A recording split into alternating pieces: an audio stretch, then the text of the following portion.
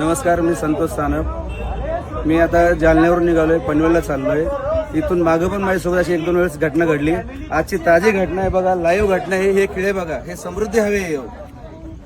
1 तास झाले पोलिसवाल्यांना फोन करतोय. समोरच्या गाडीचे 4 टायर पंक्चर झाले. पोलीसची मदत अजिबात होत नाही या रोडवरती. इथून मागं पण 2 वेळा, आता पण फॅमिली सोबत आहे. हे बघा, पूर्ण रस्ता जाम झाला. हे बघा, पोलीस इथे उभे. अजिबात आता आले पोलीस. हे खिळे दाखव, सगळे दाखव खिळे.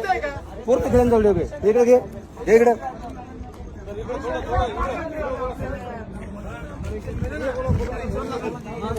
भाऊ, इथून मागून माझ्यासोबत अशा घटना 2 वेळा झाल्यात. तेव्हा पण मी पोलिसांना फोन केला, अजिबात पोलिसांची मदत होत नाही.